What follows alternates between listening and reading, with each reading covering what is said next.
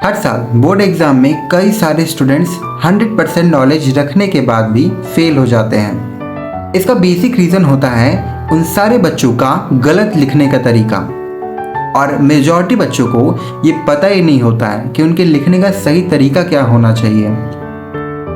और इवन आपके पास कितनी भी नॉलेज हो, अगर आप उसे अच्छे से रिप्रेजेंट नहीं करेंगे तो एग्जामिनर कितना भी अच्छे मूड में क्यों ना हो, वो आपकी कॉपी को देख के बिल्कुल ज़्यादा मार्क्स नहीं देने वाला है। तो आज के इस वीडियो में हम समझेंगे कि कैसे आपको इस प्रॉब्लम को सॉल्व करना है और बोर्ड एग्जाम में सही तरीके से लिखने का तरीका क्या होता है, और एक टॉपर स्टूडेंट कैसे अपने पेपर को देता है, उसकी आंसर शीट कैसे होती है। तो आज का वीडियो बहुत ज़्यादा इंटरेस्टिंग होगा, तो बने रहिए एंड तक। सबसे पहले मैं आपको बता दूं कि जितने भी आपके बोर्ड एग्ज़ाम्स होते हैं, ठीक है, आपको मेजॉरिटी या तो वर्टिकल कॉपी मिलती है यानी A4 साइज़ की, और या फिर आपको हॉरिजॉन्टल कॉपी मिलती है, पर मोस्टली आपको A4 साइज़ की कॉपी ही मिलती है। सबसे पहले आता है OMR शीट। शीट में बेसिकली आपको आपका नाम, आपका roll number, school code, subject का नाम और सब्जेक्ट का कोड फिल करना होता है। इसको बहुत ही अच्छे तरीके से फिल करना, अगर इसमें गलती होती है तो बहुत सारे प्रॉब्लम्स हो सकते हैं, तो इसलिए अपना रोल नंबर सबसे अच्छे तरीके से भरना। तो हम अभी A4 साइज़ की कॉपी को प्रेफर करते हैं यहाँ पर।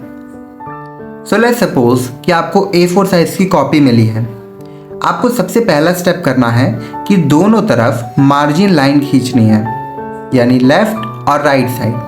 इससे होता क्या है, इससे बेसिकली आपका जितना भी आंसर है वो अच्छे तरीके से रिप्रेजेंट कर पाओगे आप। जो एग्जामिनर होता है उसको अच्छे तरीके से दिख पाता है कि आपने लिखा क्या है, और वो आपके आंसर को समझ पाता है, और जिसके बेसिस पे वो आपको सही मार्क्स देता है। तो दोनों तरफ आपको मार्जिन लाइन बना लेनी है। उसके बाद लेट्स सपोज कि आपका इंग्लिश का पेपर है और आपको एक टॉपिक दिया गया है कि महात्मा गांधी के ऊपर आपको एक नोट लिखना है, ठीक है, या फिर आर्टिकल राइटिंग लिखनी है। तो सबसे पहले आपको एक बोल्ड हेडिंग डालनी है, आपका मेन टॉपिक।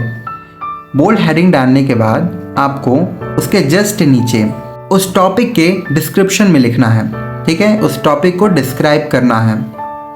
जितना हो सके उतने वर्ड्स में लिखो, और सबसे इम्पॉर्टेंट बात कि पहले सोचो उसके बाद लिखो। इससे ज़्यादा आंसर आपका सटीक होता है और आप ज़्यादा बकवास नहीं लिखते हो। सो फर्स्ट सोचो, उसके बाद लिखो, ठीक है। और एक ज़रूरी बात, जब आप लिखोगे तो दोनों वर्ड्स के बीच में एक एवरेज डिस्टेंस होनी चाहिए, ना ही ज़्यादा और ना ही कम, जिससे आपकी राइटिंग कंफर्टेबल दिखे, कंजस्टेड ना दिखे।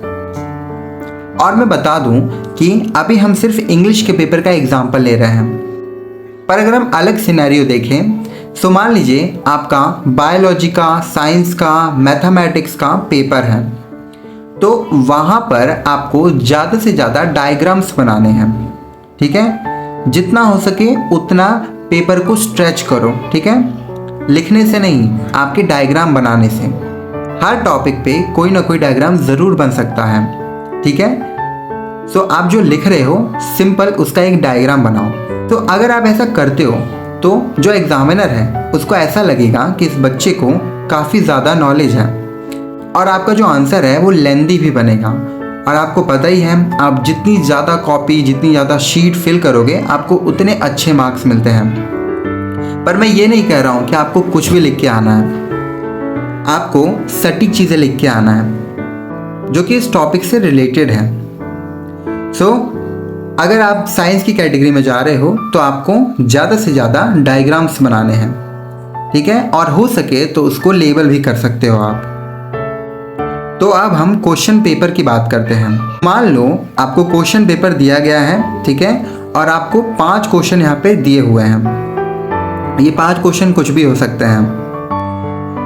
सो लेट्स सपोज आपको सिर्फ इस पेपर में से 3 क्वेश्चंस बहुत अच्छे से आते हैं, और जो बाकी 2 क्वेश्चंस हैं उसमें आपको या तो डाउट है या फिर बिल्कुल नहीं आता है।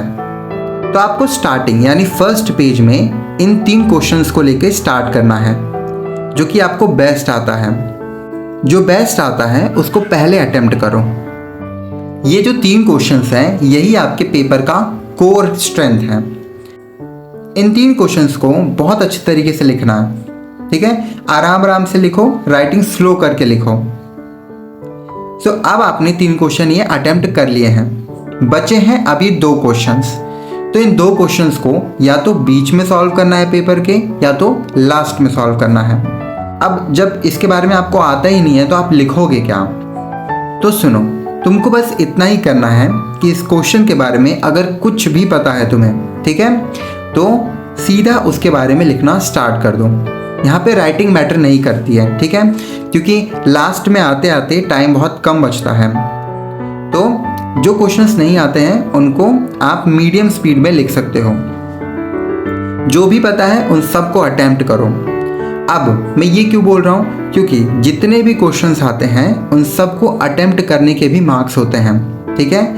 अगर आपको नहीं भी आता है फिर भी आप अटेम्प्ट करोगे तो वहाँ पर आपका डेडिकेशन दिखता है, ठीक है, अटेम्प्ट करने का, और वहाँ पर ये अच्छा खासा मार्क्स आपको दे सकता है। सो जो क्वेश्चन नहीं आता है उनको भी अटेम्प्ट करके आना है और अच्छे तरीके से लिख कर आना है उसको भी। कुछ नहीं पता है तो एक सिंपल सा डायग्राम बनाओ और उस डायग्राम को नीचे एक्सप्लेन कर दो, बेस्ट तरीका है ये। पर कोई भी क्वेश्चन को छोड़ के नहीं आना है। जैसे ही पेपर आपका ख़त्म हो जाए, लास्ट में इनसे आपको फुल स्टॉप करना है, ठीक है, एक फुल स्टॉप लाइन बनानी है, जिससे एग्जामिनर को ये समझ आ जाएगा कि ये एंड पॉइंट है, ये लास्ट पॉइंट है, इसके आगे क्वेश्चन सब नहीं है, ठीक है। तो ऐसे आपकी कॉपी एक फुल टॉपर वाली कॉपी बनती है, ठीक है। इस कॉपी से आपको कोई भी 100 मार्क्स लेने से नहीं रोक सकता है। बस इतनी ही शर्त है कि जो लिखोगे वो सही लिखना। और हर बच्चे के साथ ये प्रॉब्लम ज़रूर होती है कि वो लिखता है और कुछ गलत हो जाता है, ठीक है। तो जो काटने का तरीका है ना, उसको सिंपल एक लाइन से काटना है, ठीक है। बार बार रिपीट नहीं काटना है उसको, बस एक लाइन से काटो, हो सके तो पेंसिल से काटो, ठीक है, जिससे कॉपी क्लीन दिखती है और आपको एक एडवांटेज भी मिल जाता है कि आपकी कॉपी बहुत क्लीन है। सो दैट्स इट, यही था आज का वीडियो। आज की इस वीडियो में हमने जाना कि कैसे आप एक टॉपर जैसी आंसर शीट बना सकते हो, वो भी बिल्कुल सिंपल तरीके से। अगर आपको ये वीडियो पसंद आई हो तो द टोटल एनसीईआरटी को सब्सक्राइब करना बिल्कुल भी मत भूलना, और इस वीडियो को शेयर करना भी मत भूलना, क्योंकि इस वीडियो को आप शेयर करके अपने दोस्त की हेल्प कर सकते हैं। एंड ऑल्सो जितनी भी आपको कन्फ्यूजन है, अगर आपको कुछ सजेशन चाहिए मुझसे, सारी चीज़ें कमेंट में लिख दो, ठीक है, मैं आपको ज़रूर रिप्लाई करूँगा। हम मिलते हैं अगले वीडियो में एक और इन्फॉर्मेटिव वीडियो के साथ। तब तक के लिए स्टे ट्यून्ड।